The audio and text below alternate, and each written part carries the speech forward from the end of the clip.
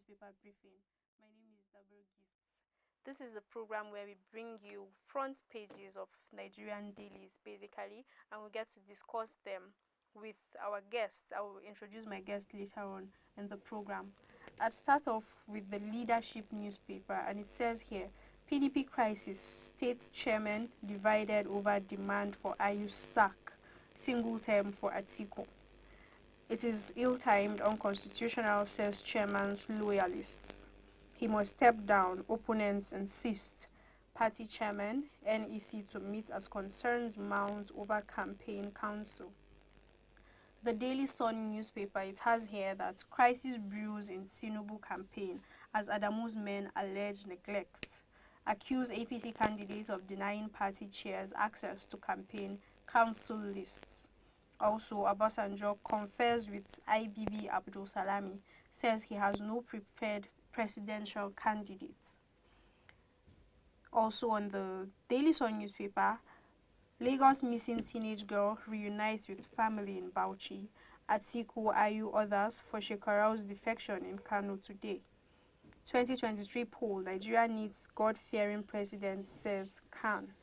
PDP crisis stalls composition of campaign council, NEC meetings. The Vanguard newspaper, it says here, PDP crisis, Atiku at wit's end as Ayu Wike dig in. National agenda for country, not special candidates for 2023, Obasanjo. Next paper is the Daily Trust newspaper, and it says brain drain, Nigeria's doctor-patient ratio now 1 to 5,000. Less than 30,000 practicing, NMA. More planning to leave as manpower shortage bites harder.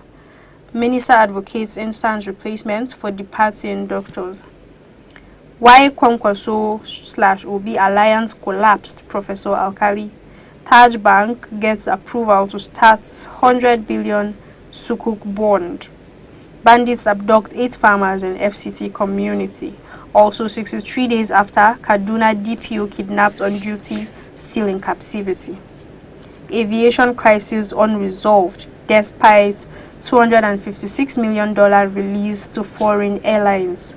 Naira won't take over financial services of commercial bank, CBN director.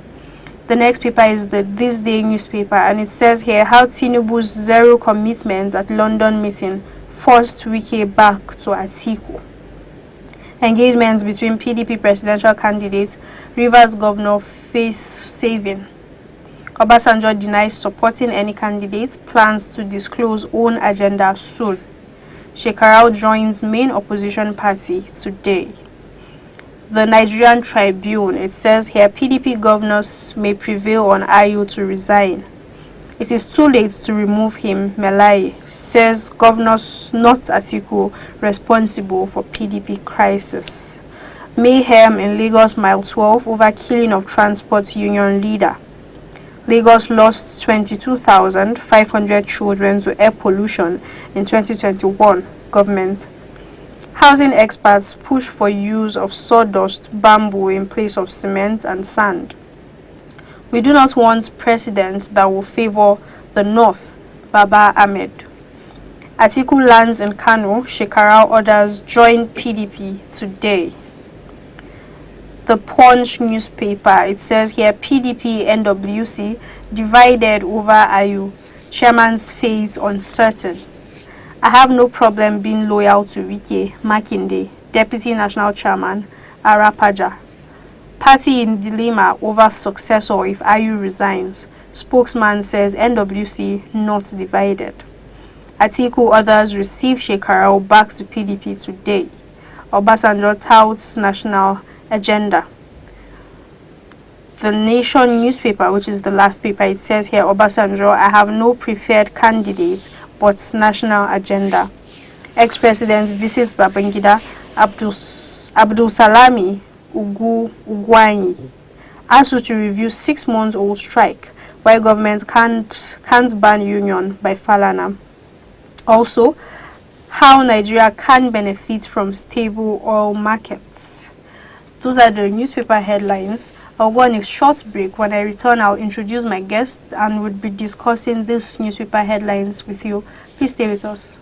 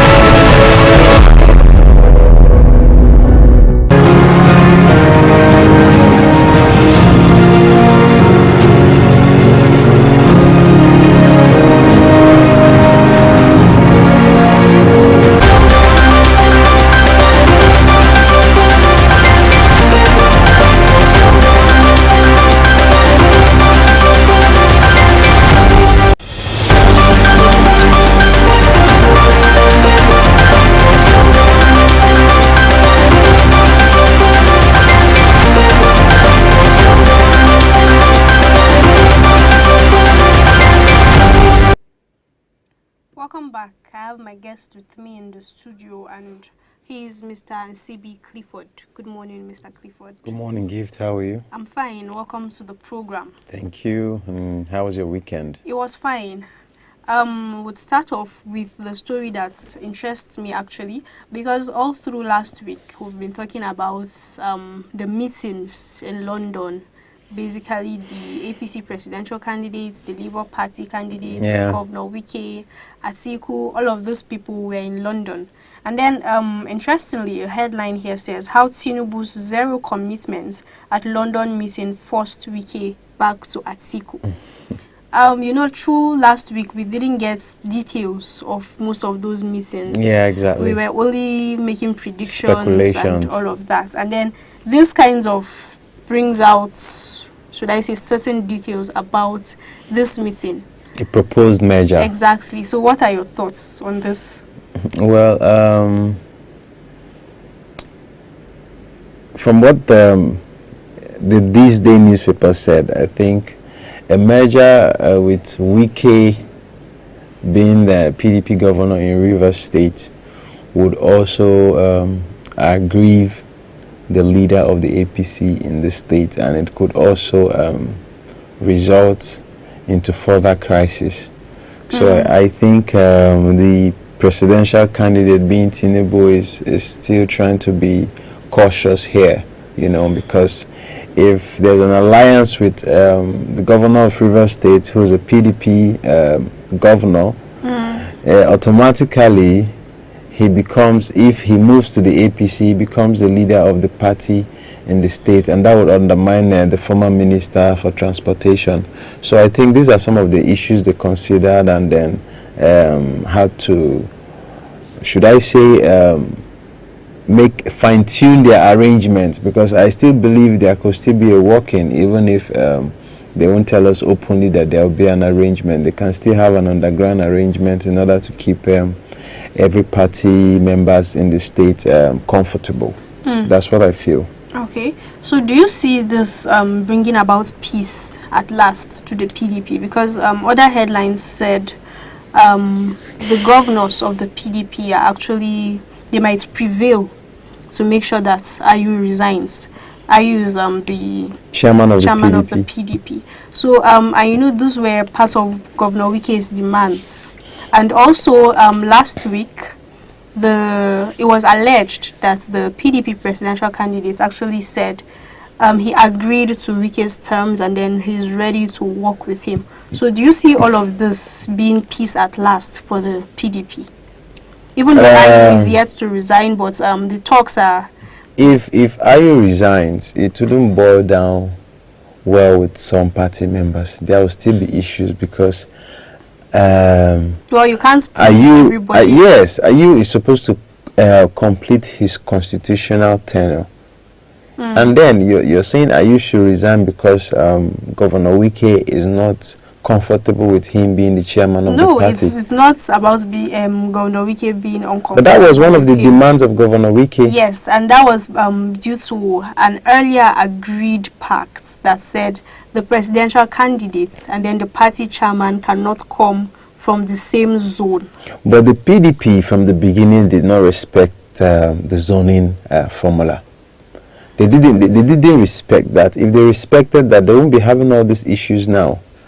You threw the presidential ticket open to all regions instead of zoning it to a particular region, which is supposed to be the south. I think they had that zoning issue for quite some time. So it will still be an issue. It will still be an issue because you can't just remove Ayu from power and expect him to work wholeheartedly with the PDP. These are issues that they need to tread with caution because, I was listening to a TV program. A commentator said, what is happening in the PDP shows that they are not an opposition that is ready to take over Nigeria because they've not been able to coordinate their house at this level. So they have no business coming to tell Nigerians they are going to coordinate Nigeria. And basically, this crisis going on in their house just keeps going on. Of course. By now, they are supposed to be getting ready for campaign. I mean, campaign starts by next month, and you're still having this kind of issues. Meanwhile, the other parties are mobilizing massively for campaigns by next month. That's true. Let's see how that plays out with the PDP. Hopefully they restore their peace and then put their house in order. So there's this story that's, I think, we've basically been taking for granted for a while. At some point we've seen, like, should I say, a massive running away, if I could call it that, of doctors. Oh yeah. Basically there are a lot of doctors leaving the country, and then I think we took it for granted, and now an index here says Nigeria's doctor to patient ratio now is 1 to 5,000, which means one doctor to 5,000 patients. Incredible. And generally it says there are less than 30,000 practicing doctors. Generally, just tell me your thoughts on this. It's scary, basically.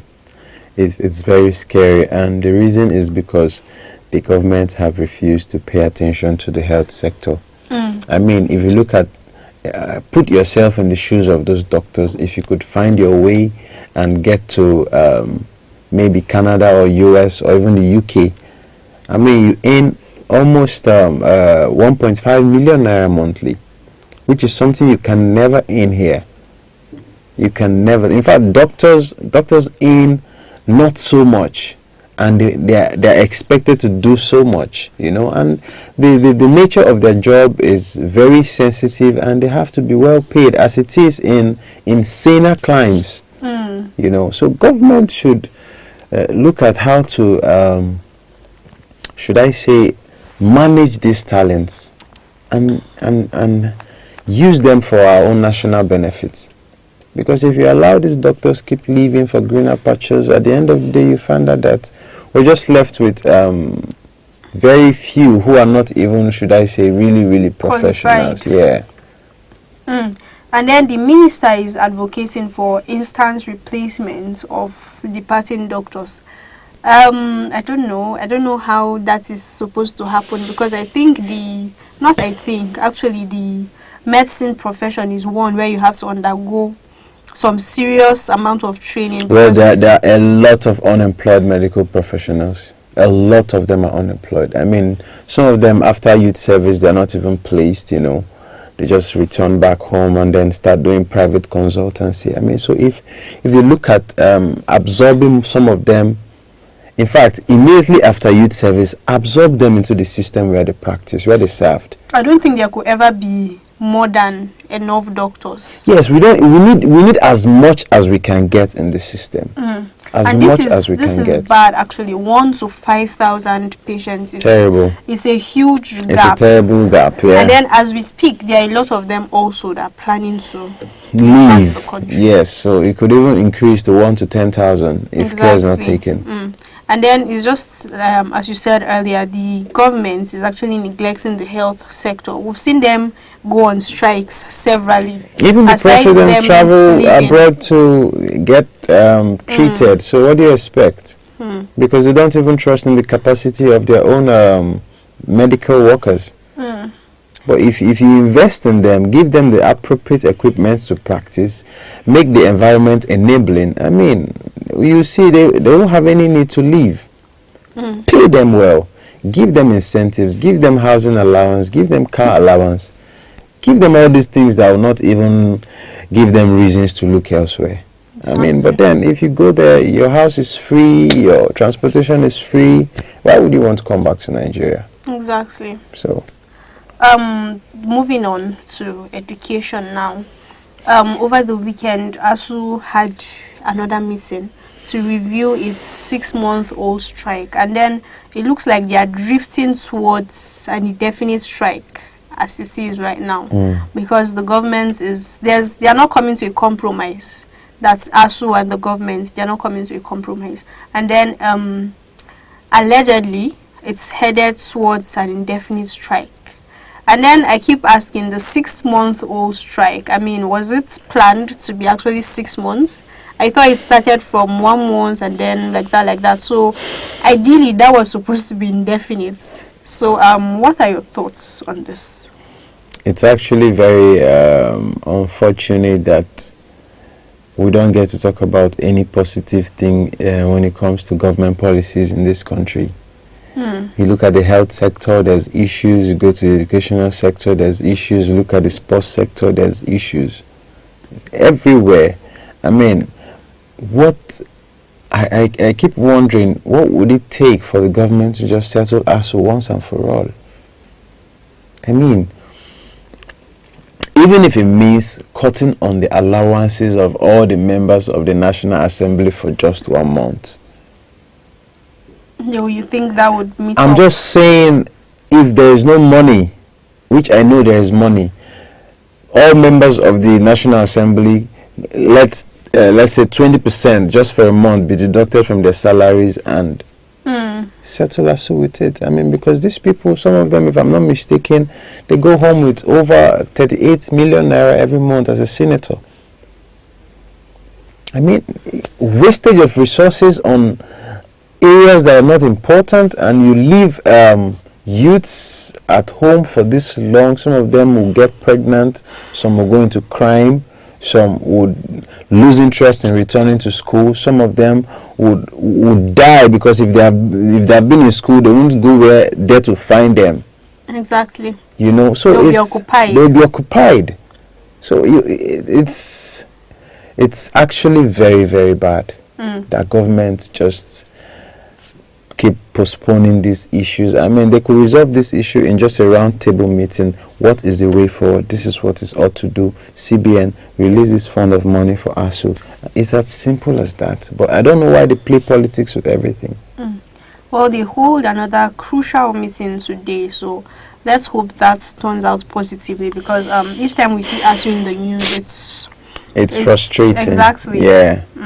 Let's see how that plays out. Hopefully the government listens to their demands and just puts an end to Or maybe this whole ASU strike. should also look at the way of reviewing their demands as well. You know, there should have to there should be a balance. The government also you should both parties yes, should be ready to compromise. Come to a point of compromise, because a lot of people are being affected negatively. Yeah. Alright, those are the news we'll be covering this morning. Thanks for joining us. My name is Dabaru Gifts, and I've had Mr. Nsibi Clifford. Thanks for joining me. Please join us again tomorrow and subscribe to our YouTube channel. We are Aspheric TV on YouTube, and also please follow us on all of our social media platforms. On Instagram and Twitter, we are Aspheric News, and on Facebook, we are official Aspheric News. Thanks for watching. Bye.